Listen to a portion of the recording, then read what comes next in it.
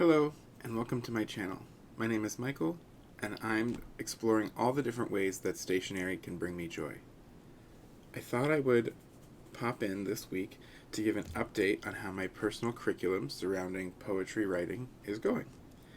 I started this right before the beginning of September to give myself a skeleton map of different ways that I would be reading about poetry and poetic technique and then writing it, that poetry. Here in my Love and Trip edition of A Traveler's Notebook. And so I started out with this Muji monthly calendar in an A5 size, and I set some goals for myself and then had 3 months worth of readings and, well, almost 4 months actually, of readings and assignments for myself to learn a little bit more about the different ways poetry can be written and created, and then kind of exercises and free writes for me to experience and write based off of the readings that I did. I also made sure to include some poet studies, some time for reflection, and I gave myself the assignment of going to some open mics because the idea is that I would also perform a poem that I wrote at an open mic in December. And so I have been keeping pretty consistent with this schedule that I created for myself. Obviously, like all schedules, this was aspirational, so there are some days where instead of a Thursday, something may have gotten done on a Friday, 2 assignments may have gotten smushed together. I do have to report that I did not go see an open mic in September, and this is kind of one of the pitfalls of the way that I created this curriculum, is that I did not sit down and think about life events or major things happening in my life or at work when I scheduled all of these assignments. And so it's kind of hilarious because in my work as an educator and when I was in the classroom and I'd be creating a unit of study, I have this meticulous spreadsheet of like, here's when the assemblies are, here's when we're going on field trips, here's when all of these things that are happening that are going to impact whether or not I'm going to be able to teach a full lesson on a day that week. And so therefore the unit plan has to bend around those and mold and change and reflect those events. I didn't sit down and think about that in my own life. I kind of created a picture-perfect unit plan for my course of study in poetry, but didn't take into account major things that are happening.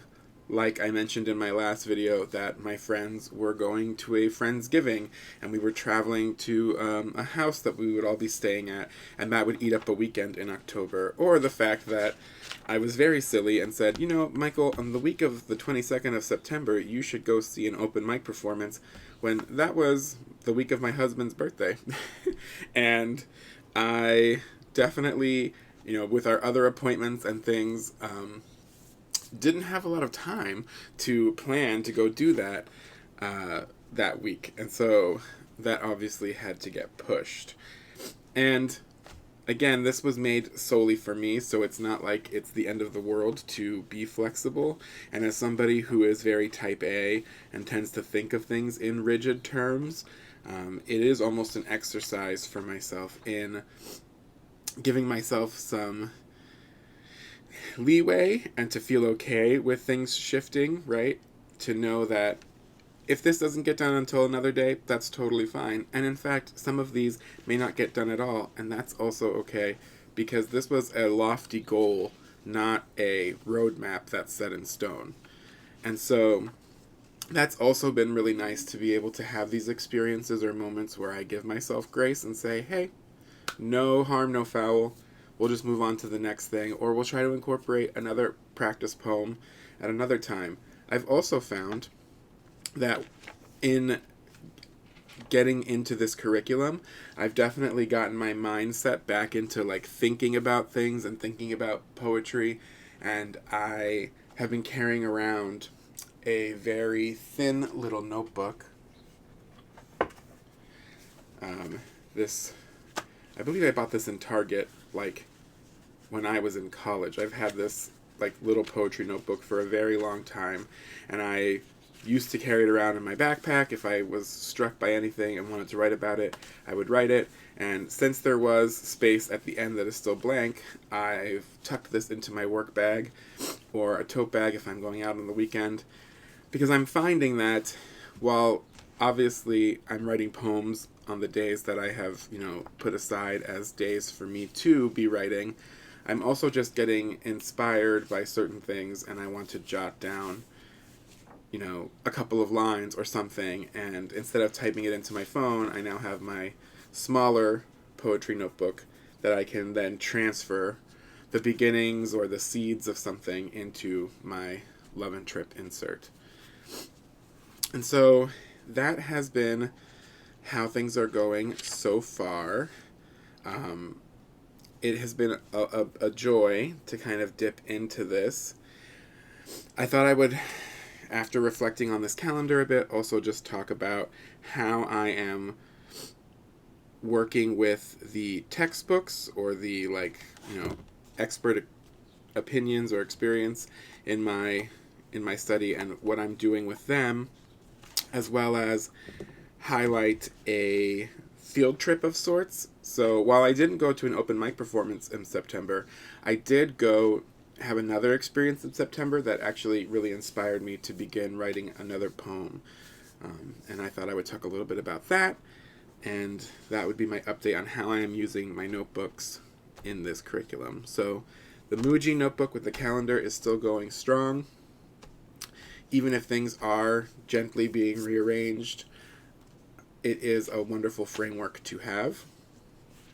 And so what happens is, as I am working through and I have a reading that I want to accomplish in the Poetry Handbook or Finger Exercises for Poets or the Poet's Companion, I am dipping into my Commonplace notebook as a place to take notes on what I'm finding really, really inspiring or important from each of these sections. So I'm going into my Commonplace notebook, and I am putting the title of which of the books, the author, and then whatever page I'm getting this information from, and taking my notes. My Commonplace notebook is pretty simple. Like most Commonplace notebooks, I create a margin. I think I copied this margin style from Helen of the Coffee Monster Co., where I keep the margin on the edge of the page, even though it technically should be here on the left-hand side. I just keep it to the edge of whichever page it's on. And I don't know why, but I saw her do that, and I thought that it aesthetically just pleased me more. So I decided to copy that as well.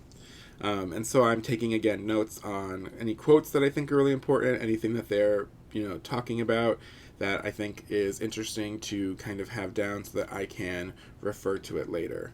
And so in my personal curriculum, if it says, oh, you're going to be reading, a poetry handbook, so, PH page 39 on the line, I'll open the book, read, and if there's anything that jumps out to me, I write it in here. Some of the sections are very short, and so there's nothing really that I want to capture in here, and maybe I'm just putting a little tab or just jotting a note in the book itself. But if it feels like something that I want to have in my Commonplace notebook, I'll create an entry for that there. And this is just a Leuchtturm notebook in the Leuchtturm 1917, and I think this is, the A5 size soft cover. And that's where I take my notes for the readings. And I tend to use the Leuchtturm gel pen, mostly because it's the one I just have attached to it, and I like that it matches green to green with my green pen loop here on the side. So that is the commonplace notebook and how I'm using it in conjunction with this curriculum. And then the poetry writing itself happens here, again in my Love and Trip traveler's notebook. And I'm not going to flash really much about what's going on in here, but it is where I am kind of doing my writing. I'll put the date and jump in to write information or write the poems on the pages there. And so it's kind of a triad system of checking my calendar, doing my reading, taking my commonplace notes, and then writing the poems here. Although, as I mentioned, sometimes in here, and it'll go in here as well. What I thought was really interesting so far in my poetry study that has been really inspiring as well are the author studies that I chose to allow myself to do. So every once in a while, there's a day where it's just read some poems from a poet, and then one of the books has a section on imitation and how to, use other poets as a source of inspiration. And I, as I mentioned in my first curriculum video, do have a fairly small but, significant library of just poetry collections. The first author that I decided to do a study on is Louise Gluck, and it was great to reread through these, but really just like having a close reading of all of the poems in here. Any lines that stuck out to me or quotes also went into my commonplace book. But it is really exciting because one of the poems in here, which is Aboriginal Landscape, served as an inspiration for a poem that I thought I would share with you today. This is a kind of, I don't know if nerve-wracking is the right word, but I have never really shared my poems publicly before, and so I don't think I'm going to share the entirety of a poem. This is a first draft inspired by the poem in here, and an experience that I went to that I want to share with you. And I thought that I would just, in addition to talking about the system and giving you this update, just show you some of the work that has come out of it. I'm really excited to, later on in my curriculum, one of the things that I set up for myself is having days where I am picking poems and starting to do some revision. So really looking at the raw draft that I've created and then just revising and kind of going through and rewriting, adding lines, thinking about diction, thinking about line breaks, all of the different things that can affect the flow, style, and the meaning gathered from a poem. And so today I am going to just share a bit of an experience that I had and maybe one of the stanzas from a poem that was inspired by Louise Gluck. And so I thought I would shift over to VoiceOver Michael and have some footage of me working in my commonplace journal or notebook and working in my poetry notebook while I talk to you a little bit about a field trip, I'm going to call it, even though it originally wasn't supposed to be for my personal curriculum. It ended up being quite an inspiration, and then sharing a stanza, a primordial draft of something that I think that field trip has created. So let's jump over to that. So one of the topics that my curriculum wanted to explore is this chapter in the Poet's Companion titled Death and Grief. And I read through the section, and there were a lot of, obvious connections I could make to people in my family who've passed away, or moments in my life where I have, experienced grief or hit by a wave of grief because of one of those passings. But I found myself thinking about death and grief on a visit to an art exhibition, or I guess a work of art that I went to while I was wandering about the city. And that art piece is called the New York Earth Room. And this is a piece that was installed by the artist Walter de Maria in 1977, and it has existed in this space since then. What's interesting about this art piece is it's very, very simple and almost absurd when you think about it, because it is a loft in a building in Soho that is just completely filled with dirt. And if you didn't know it was there, you would not think that this existed in this area. I'm assuming that in the 70s, this area of Soho perhaps had more of an artistic flair, but now it is such a, very lovely neighborhood. Lots of high-end shops and things are very near there. I went walking on this visit with my husband. We approached the building. It was a lovely day outside, and as you get closer to the building, you look at the call box that is there outside, and there's a buzzer for the New York Earth Room, and you press the button, someone buzzes you in, and you enter into what looks like a normal lobby of a normal building. A sign directs you to go up the stairs, to not use the elevator, to the second floor, and you climb what is quite possibly one of the narrowest and steepest staircases I have had the joy of climbing. And when you get to the top, you're not allowed to take photos or record at the installation. So that's where my video content for that ends. You enter, you go down a hallway, you turn right, and there is an opening that shows the entire loft. There's a piece of plexiglass holding the dirt up from going into the area where you're standing. It's about 22 inches high, the layer of dirt, and then you're just staring at an entire Soho loft that's just filled with this layer of dirt.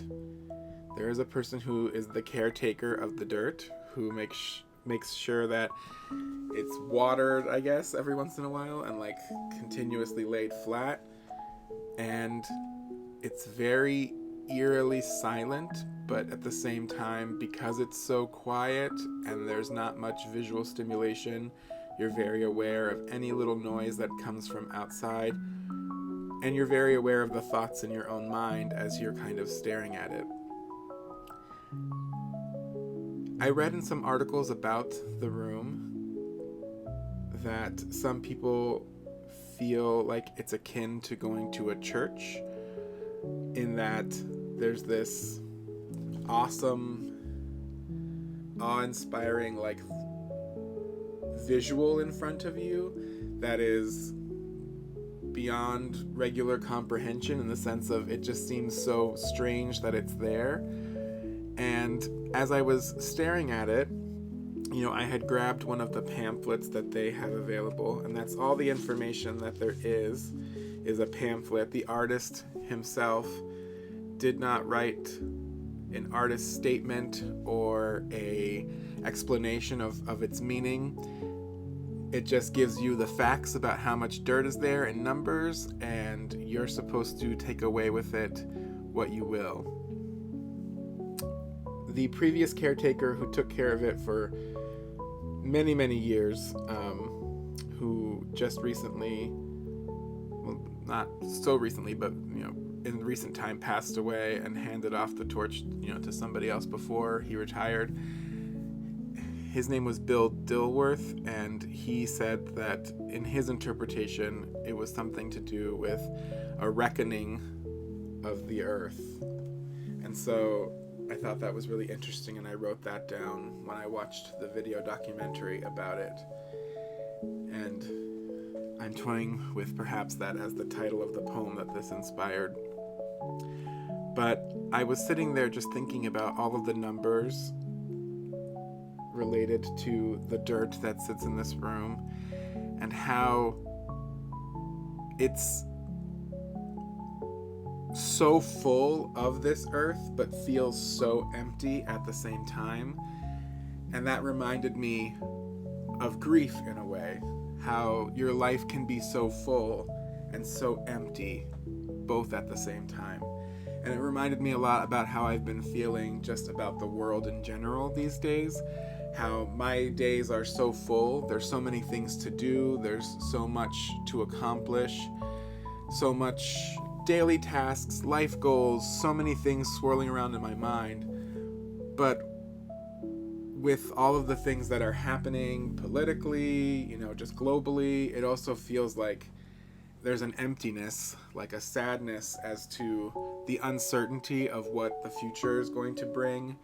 And so I felt like standing in this room, it really captured physically the emotions that I've had kind of sitting inside of me for a little bit of time now. And this idea of a void that is also full. And I don't know, my brain started really playing around with that idea and that thought. And it inspired a poem that I have written, and I'm going to share a little snippet with you all.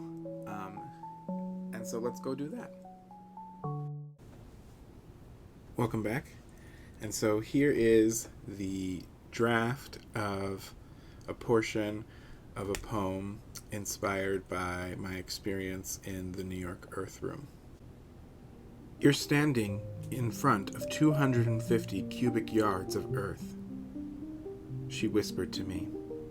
In this silent proof room, my thoughts echoed off 3,600 square feet of farm fresh dirt, meticulously laid and spread flat, free of roots and worms, free of any landmark, free of answers. What does it mean? I asked the dirt directly, and I'm instantly struck with a feeling so full of an emptiness which I've felt a lot lately. Everything and nothing all at once. A vast, expansive void. A bare, white-knuckled wall clinging to a floor, buckling under 280,000 pounds of fodder for an open grave. That brings us to the end of this video. I hope that you have enjoyed this update. I know that this is a little to the left of the usual stationery conversation that we're having, although I hope I've adequately explained how I'm using my different stationery tools to explore this poetry curriculum with. I really am interested in all of the different things that people want to learn about in their free time. Do you have a personal curriculum that you've been using? I'd love to know what it is that you're studying or learning more about. Do you use a commonplace notebook? How do you use it? I'd love to know that as well. My system is pretty simple, and I love hearing about how other people use theirs. Do you like poetry? Are you a poet? Who is your favorite poet? Please let me know in the comments as well. And are there any spaces that you perhaps have visited that you find really inspiring? I have to say I have now been to the New York Earth Room twice, and when you do some research on it, it comes up that there are some people who do pilgrimages there, like they go every year, and I can definitely see why. There's something about the space that is very awe-inspiring, even though it's so simple, and you would think just a big large loft full of dirt wouldn't be such a, I don't know, have such a pull to it, but it definitely does for me, and I'm very, very excited to see where the seeds of the poem that it has inspired, where it eventually ends up. I appreciate you so much for being here. I hope that you have a lovely rest of the day, no matter how much of that day you have left, and that you keep exploring the possibilities that a blank page will bring you. Until then, have a good day. Bye-bye.